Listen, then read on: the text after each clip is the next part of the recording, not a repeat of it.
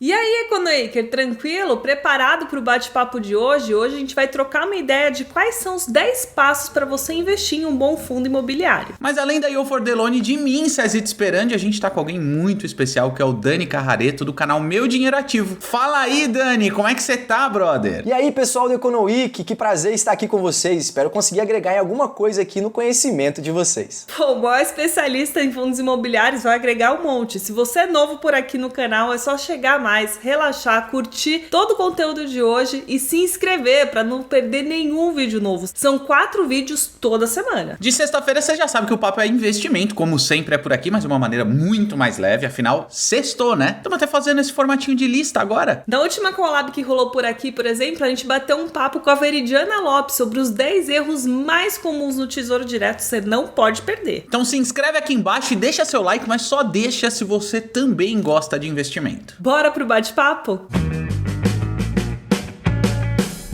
E aí, Economaker, tranquilo? Já vou começar esse bate-papo jogando a bola pro Dani e pro Cezita, perguntando desde quando que vocês investem em fundo imobiliário, afinal? Faz muito tempo, pouco tempo? Você lembra, Dani? Olha, sinceramente não lembro exatamente não, mas tem um bocado de tempo. Mais de investimentos de modo geral. Desde 2008 aí eu tô nessa labuta, fiquei por um bom tempo investindo em renda fixa e os fundos imobiliários foram uma ótima opção que eu encontrei para começar a dar aquele pezinho na renda variável. Putz, eu também não lembro, mas comigo não faz tanto tempo assim. Investi, eu acho que foi desde 2008 também, só que em fundo imobiliário deve ter uns 2 anos, eu acho. Todo mundo velho de guerra aqui. Eu também invisto desde 2008, mas em fundo imobiliário, vou te falar que faz uns 3 anos, porque vamos falar a verdade, né? É mais recente que os fundos imobiliários passaram a se popularizar, enfim, que eu já tive, né, uma carteira ali de renda fixa bem diversificada e me senti à vontade para ir para esse mercado. Mas chega de lenga-lenga, vamos para os 10 passos para você começar a investir também em fundo imobiliário. Mas antes, comenta aqui embaixo que a gente quer saber, você já investe? Investe em quê? Já deu o primeiro passo nos fundos imobiliários ou só tá namorando isso aí? Bora pra lista, eu quero saber, hein? Cara, o primeiro passo que a gente separou aqui é você se cadastrar numa corretora, porque apesar de ser um passo meio básico, tem bastante gente que pergunta se é preciso você estar numa corretora para investir em fundo imobiliário, tesouro direto, em CDB, em qualquer coisa. E falando de fundo imobiliário, bastante gente confunde com os fundos que são oferecidos nos bancões e acha que não precisa estar numa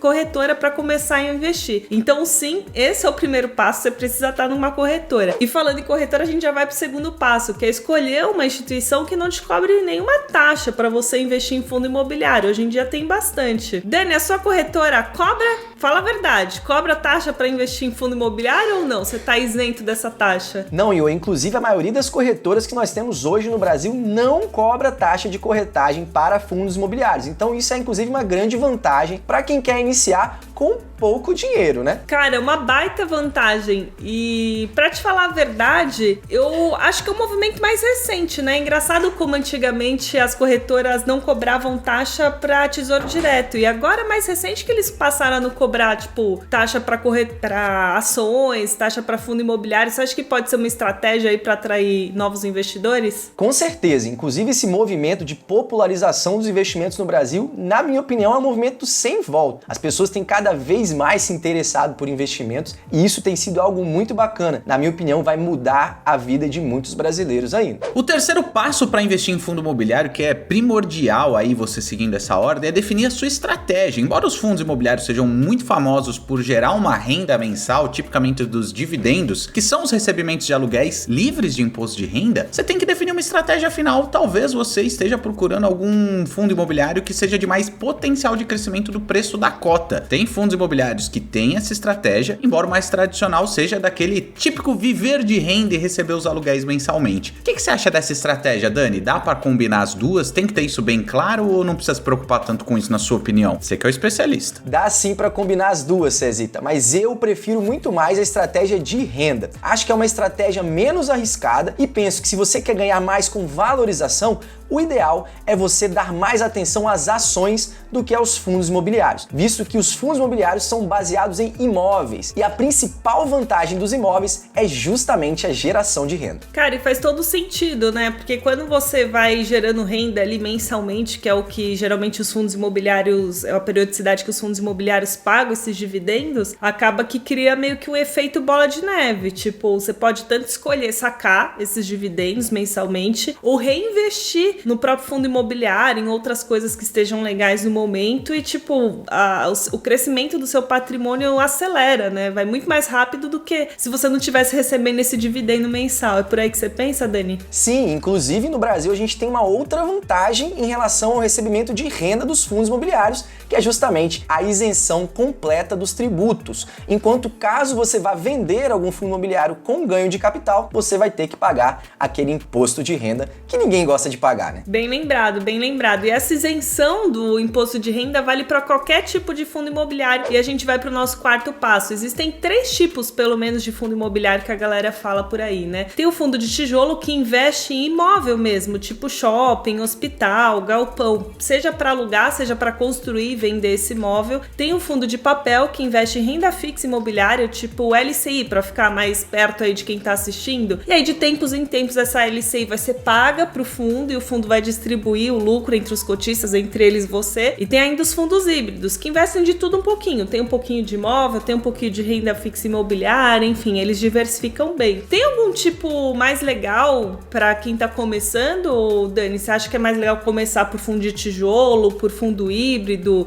indiferente, enfim, você tem alguma preferência? Eu tenho a minha, mas eu não vou dar spoiler, vou esperar você responder para eu falar qual que é a minha preferência. A minha preferência vai ser os fundos de tijolo, porque é justamente uma experiência bacana você investir diretamente em imóveis. Inclusive tem uma história muito curiosa. Um dia eu estava passeando em São Paulo, que para quem não sabe, eu não moro em São Paulo, e eu estava andando na Paulista com a minha esposa e nós entramos num shopping. E curiosamente, eu vi que eu era dono daquele shopping, porque eu tinha um pequeno pedacinho, já que o fundo imobiliário que eu investia também era dono daquele shopping. Então, o fundo de tijolo tem esse benefício de você investir em algo que você consegue ver e, portanto, se torna mais fácil de se compreender e também entender da onde o dinheiro está vindo, que é uma coisa muito importante quando nós falamos de investimento, né, Yo? Você tem alguma preferência, Sazita? Eu recomendaria começar pelos fundos de tijolo também, porque é exatamente o mesmo motivo que o Dani falou, é mais fácil de entender, né? Quando você fala de um fundo de papel, aí você fala, putz, um título de dívida, um fundo que investe nisso, você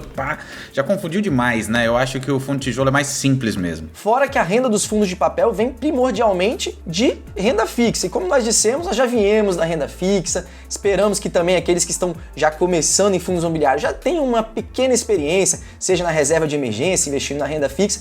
Então, quando você vai realmente investir em algo diferente, que é o fundo de tijolo, sem dúvida, é uma experiência bacana, é algo que vai te acrescentar mais. Cara, vocês já mataram a pau tudo que eu ia falar. Eu também prefiro fundo de tijolo porque eu acho que é algo mais próximo, algo que a pessoa vê ali no dia a dia, algo que a pessoa vai no shopping e entende da onde que ela vai tirar o dinheiro, que é do aluguel das lojas. Não é o fundo que ultimamente tem me gerado mais renda. Eu confesso que os fundos de papel, que investem em renda fixa imobiliária, tem me gerado um pouquinho mais de retorno ultimamente, mas eu acho que para quem tá começando é mais legal dar esse primeiro passo pelos fundos de tijolo. Claro que a pessoa pode comprar diversos fundos, né, já montar uma carteira diversificada ali logo de início, mas em geral ela precisa começar de algum lugar, não vai sair logo comprando 5, 6 fundos logo de cara. O nosso quinto passo é justamente diversificar. E quando eu falo em diversificação, é você comprar não só fundos diferentes, mas que tenham papéis diferentes, porque muitas vezes, sei lá, você vai comprar 2 fundos de tijolo, só que aí no fim, 2 fundos de tijolo que investem ambos em shopping, não tá te gerando uma diversificação tão grande assim. Você tem alguma dica, Dani, pra pessoa de fato diversificar a carteira de fundos imobiliários e acabar não comprando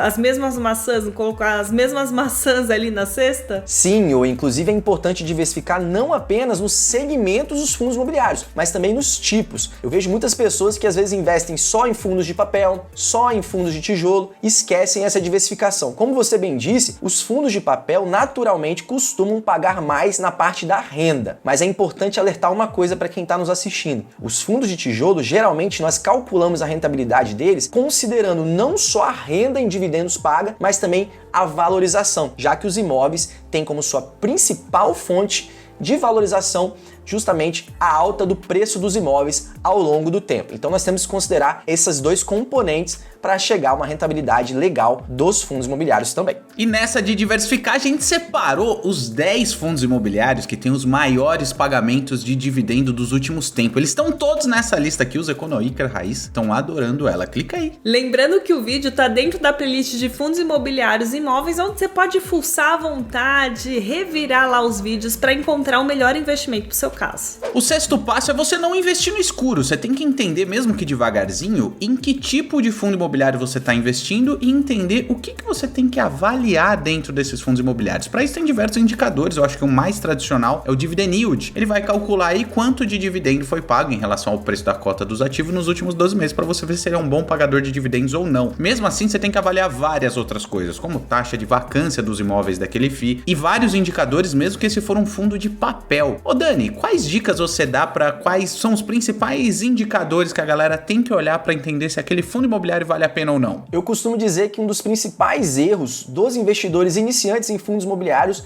é não olhar o preço que eles estão pagando nos fundos imobiliários. E existem os principais indicadores que nós usamos para avaliar o preço. O principal deles, na maioria dos casos, é o preço sobre valor patrimonial, tá? Ele é muito mais fidedigno, podemos assim dizer, quando nós falamos dos fundos de papel, mas ele também tem uma certa referência quando nós falamos dos fundos de tijolo. Existem outras formas de você avaliar a precificação de fundos imobiliários, que é muito mais aprofundado de explicar, mas basicamente eu gosto do PVP, gosto de olhar também a constância no pagamento de dividendos ao longo do tempo, gosto de olhar o tempo que esse fundo tem no mercado, a diversificação em quantidade de imóveis, no caso dos fundos de tijolo, se também estão espalhados em mais de uma região, porque às vezes nós podemos ter problemas mais específicos de uma região, mais sazonais também, então é importante a gente observar também essa diversificação. Enfim, Cezita, são vários indicadores que nós temos que olhar, mas basicamente esses já são excelentes indicadores para a gente começar uma análise. Gostei do resumo, Dani. Inclusive, o passo 7, que não pode ser esquecido, na minha opinião, quero ver se você concorda, é olhar as taxas do fundo. Para investir num fundo imobiliário, embora várias corretoras tenham deixado de cobrar as taxas delas, os fundos imobiliários têm umas taxas para cobrir os custos deles, pagar o profissional que seleciona os ativos e cuida de toda a burocracia que você não tem que esquentar a cabeça. A principal é a taxa de administração, mas é muito comum também ter uma taxa de performance em alguns fundos e não necessariamente isso é ruim. Ela simplesmente fala, ó, se o fundo for melhor do que o esperado, a gente vai cobrar uma taxinha sobre o que exceder isso. Você gosta de taxa de performance? Você não vê com bons olhos? Quais são as taxas ideais, Dani? Eu não vejo problema em cobrar taxa de performance, mas tem que realmente entregar um resultado acima do que os demais que não cobram entregam, tá? E é importante também observar se existe alguma remuneração extra aos gestores, algo que foge ao padrão. Mas hoje eu entendo que a indústria de fundos imobiliários caminha para uma certa padronização, uma certa estabilização em determinados patamares da taxa de administração e, particularmente, não é algo que me preocupa tanto atualmente, já que os melhores fundos imobiliários estão na mesma faixa de pagamento. Então, você sabendo analisar e escolher bons fundos imobiliários, geralmente a taxa de administração e de performance não vai ser um problema. O Dani já deu spoiler aqui do passo 8, mas vamos retomar porque ele é muito importante. É você analisar a consistência do pagamento de dividendos, do retorno que você está tendo nesse fundo. Não adianta nada, sei lá, o fundo ter pagado 2, 3% de dividendo num determinado mês, mas quando você vai analisar a fundo, analisar o fundo a fundo, você vai analisar bem o fundo de investimento, você vê que foi algo muito esporádico, porque aconteceu alguma coisa naquele mês, tipo, vendeu imóvel, aconteceu algum retorno muito extraordinário que garantiu um bom dividendo para o investidor, no caso você, só que isso não é recorrente. Quando você olha aí 1 ano, 2 anos de rentabilidade, você vai ver que a rentabilidade é menor. Tem algum período ideal, assim, para trás, para a pessoa analisar dividendo, Dani? Tipo, 6 meses, 1 ano, mais, menos? Como é que você enxerga isso? Eu acho que a partir de 1 ano já é um período interessante, Iô. Inclusive, é importante a gente considerar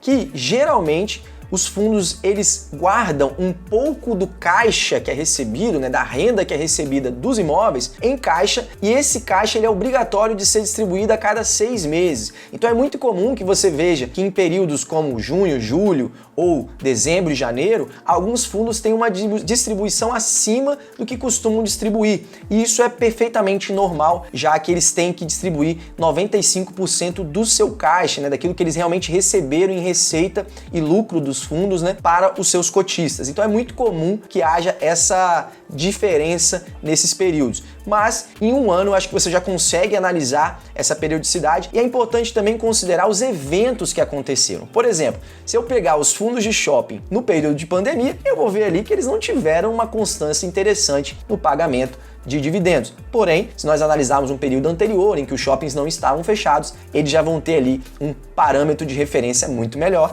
Isso vale não só para os fundos de shopping, mas para todos os fundos imobiliários de modo geral. O passo 9 é super importante, que é avaliar a liquidez do fundo imobiliário que você está de olho em investir. Igual na renda fixa você tem que saber se a liquidez é diária ou só lá no vencimento, nos fundos imobiliários, teoricamente, você consegue comprar e vender com um clique a hora que você quiser. Mas só teoricamente, porque você tem que encontrar um comprador, uma contraparte para caso você queira vender seu fundo. Se você está começando, talvez os fundos imobiliários mais líquidos, com mais volume de negociação diária, sejam mais interessantes, porque a hora que você quiser vender, quase certeza que você vai conseguir. Eu já ouvi falar, Dani, que uma boa métrica para saber se um fundo tem bastante liquidez é que ele tenha pelo menos R$1 milhão de negociações diárias entre compra e venda. Você acha que isso é o suficiente para usar de parâmetro? Depende para quem, Cezita. Para alguns isso é muito, para alguns isso é pouco. Depende muito de quem está analisando isso. Mas é interessante a gente falar de liquidez porque existem grandes investidores, um exemplo é o Barsi, o maior investidor pessoa física da nossa bolsa, que segundo ele, fundos imobiliários não é interessante para ele por causa de que tem uma liquidez muito baixa. Isso é devido ao tamanho do patrimônio dele e do quanto ele deveria investir, por exemplo, em um fundo imobiliário.